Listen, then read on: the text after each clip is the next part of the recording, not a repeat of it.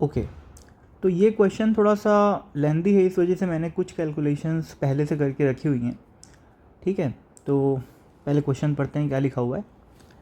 A particle of mass 100 gram moving at an initial speed u collides with another particle of same mass kept initially at rest. तो ये जो particle है ना, ये वाला, ये इससे जाके टकरा जा रहा है और ये शुरू में किस में रखा हुआ है, रेस्ट पे रखा हुआ है।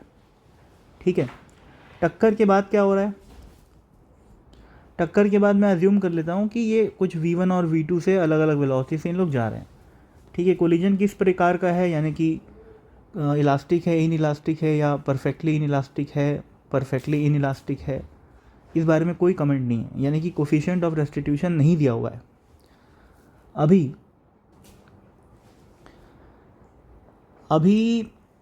आगे बढ़ें क्वेश्चन को।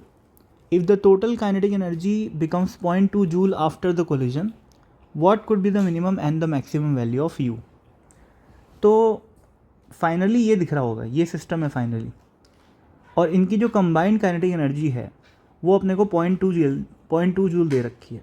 ठीक है, और पूछा ये कि इस u की मैक्सिमम और मिनिमम वैल्यू क्या हो सकती है। अब ऑब्वियसली u की वैल्यू किस पे डिपेंड करेगी, कोफिशिएंट ऑफ रेस्टिट्यूशन पे। भाई v1 v2 और u का आपस में क्या संबंध है, ये कौन डिसाइड करेगा, कोफिशिएंट ऑफ रेस्टिट्यूशन और मोमेंटम कंजर्वेशन की जो इक्वेशन है। लेकिन अपने को कोफिशिएंट ऑफ रेस्टिट्यूशन दिया होता वो नहीं है, तो अपने को उसको अज्यूम करना पड़ेगा, तो उस पर बाद में आएंगे। सबसे पहले मोमेंटम कंजर्व करता हूँ मैं, है ना। तो मोमेंटम कंजर्वेशन की इक्वेशन ये आपको दिख रही होगी, mu is equal to mv1 plus mv2, है ना, क्योंकि सबका मास क्या है, बराबर है, 100 ग्राम 100 ग्राम 100 ग्राम। ठीक है, तो mu is equal to mv1 plus mv2, m से m कट गया और क्या इक्वेशन आई, u is equal to v1 plus v2। इस इक्वेशन को मैं इक्वेशन नंबर 1 बोल लेता हूँ। अगला, यहाँ पर टक्कर के बाद जो इनकी काइनेटिक एनर्जी है वो कितनी है, 0.2 जूल। तो half mv1 square plus half mv2 square is equal to 0.2। Half m की वैल्यू क्या है भाई, 100 ग्राम मतलब 0.1 kg। ग्राम को kg में कन्वर्ट करना पड़ेगा क्योंकि जो एनर्जी है वो जूल में है। तो half mv1 square plus half mv2 square is equal to 0.2। Simplify करोगे तो ये रिजल्ट आ जाएगा, v1 square plus v2 square is equal to 4। अगला, इस चीज़ पे ध्यान दो आप भाई, कोफिशिएंट ऑफ रेस्टिट्यूशन को e मान लेते हैं। तो कोफिशिएंट ऑफ रेस्टिट्यूशन क्या होता है, v1 minus v2 divided by u। ये क्या है, वेलोसिटी ऑफ सेपरेशन, ये क्या है, वेलोसिटी ऑफ अप्रोच। उन दोनों का रेशियो क्या होता है, e। इस u को यहाँ पर मल्टीप्लाई कर दिए तो क्या बनेगा, v1 minus v2 is equal to EU। ठीक है, अब इसको इक्वेशन नंबर, इसको जैसे मैं 2 बोल लेता हूँ और इसको इक्वेशन नंबर 3 बोल लेता हूँ। अब ध्यान से देखो, अब यहाँ पर फिजिक्स तो ख़त्म हो गई, बस थोड़ा सा कॉमन सेंस और मैथमेटिक्स लगानी है। ठीक है, क्योंकि अपने को क्या निकालने के लिए बोला है, u की मैक्सिमम और मिनिमम वैल्यू।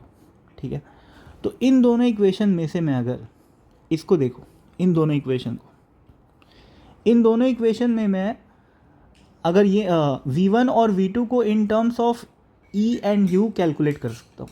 कैसे कैलकुलेट कर सकता हूँ भाई, दोनों को ऐड कर दो तो क्या बनेगा, 2v1 राइट हैंड साइड में और लेफ्ट हैंड साइड में क्या बनेगा, EU प्लस u। ठीक है, तो v1 की वैल्यू क्या आ गई, e plus 1 into you divided by 2।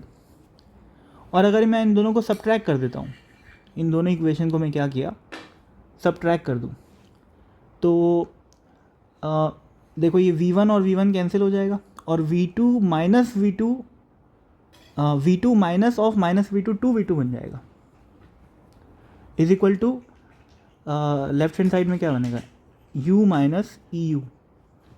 तो अगेन u बाहर, 1 minus e is equal to v2 और बाय 2 को यहाँ ले आओ। तो दिख रहा है कि v1 और v2 को in terms of e and u मैं लिख पा गया। अब ऐसा किया क्यों मैं, ऐसा इसलिए अपन किए हैं क्योंकि अब अपन ये करने वाले हैं कि इस v1 की वैल्यू और इस v2 की वैल्यू को मैं यहाँ पर पुट कर दूंगा। ठीक है, तो इस इक्वेशन में पुट करने के बाद जो इक्वेशन बनेगी उस इक्वेशन में क्या बचेगा, उस इक्वेशन में u बचेगा, e बचेगा, क्योंकि V1 U और E के टर्म्स में है और V2 भी क्या है V और E और U के टर्म्स में, ठीक है ना। तो V1 V2 दोनों ही U और E के टर्म्स में है। जब इसको पुट करूँगा यहाँ पर तो क्या बनेगा, एक ऐसी इक्वेशन जिसमें केवल E होगा और U होगा। तो उसके बाद मैं क्या कर सकता हूँ, उसके बाद मैं U को इन टर्म्स ऑफ E लिख सकता हूँ। अभी कैसे लिखूँगा देखो, पुट करते हैं अपन लोग। तो V1 square plus V2 square is equal to 4 है, ठीक है। तो कर दो भाई पुट। V1 स्क्वायर मतलब क्या हो जाएगा, E प्लस 1/2 U का स्क्वायर प्लस ये अपना V2 रहा है ना, V2 स्क्वायर मतलब U1 माइनस E/2 का whole square is equal to 4, ठीक है।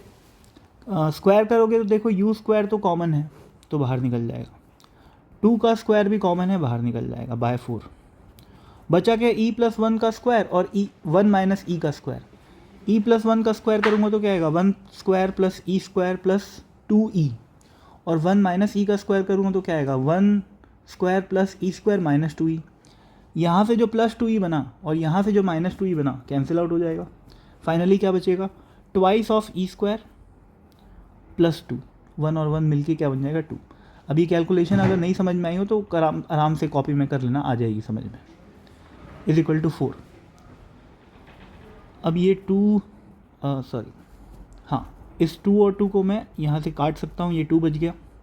तो U स्क्वायर की वैल्यू क्या आ जाएगी, 2 इंटू 4 क्या हो गया 8 divided by E square plus 1, ये आ गया U स्क्वायर की वैल्यू।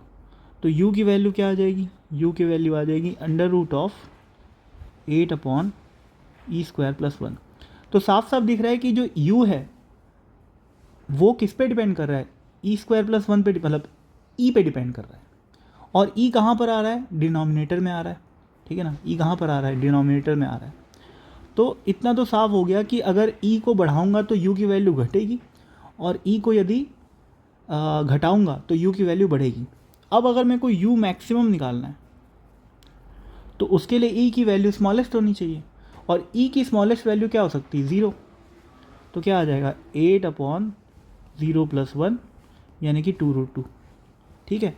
और अगर मेरे को U मिनिमम निकालना है तो U मिनिमम कैसे निकलेगा, U मिनिमम निकालने के लिए अपने को E की वैल्यू को मैक्सिमम रखना पड़ेगा, और E की मैक्सिमम वैल्यू क्या हो सकती है 1।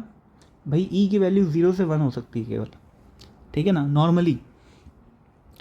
वैसे तो अगर कोलिजन में कोई केमिकल एनर्जी इन्वॉल्व है, जैसे कोई दो ऑब्जेक्ट को लाइट कर रहे हैं और उसके बीच में थोड़ा सा बारूद रखा हुआ है मान लो, तो वो एक एनर्जी का सोर्स हो जाता है। उस केस में E की वैल्यू 1 से भी ज़्यादा हो सकती है, पर इन जनरल कोई केमिकल सोर्स वगैरह नहीं है तो अपन यही मानते हैं कि E की वैल्यू 1 से लेकर 0 तक ही होती है, 0 से लेकर 1 तक।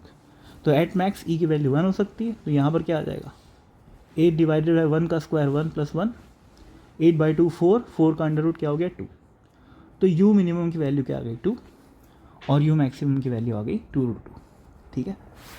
तो ये क्वेश्चन काफ़ी मैथमेटिकली था लेकिन कुछ ज़्यादा इसमें है नहीं, है ना। क्वेश्चन प्योर मैथमेटिकल है। फिजिक्स तो ये 3 इक्वेशन बनाते साथ ख़त्म हो गई थी। कौन कौन सी, ये वाली और ये वाली। तो ठीक है फिर।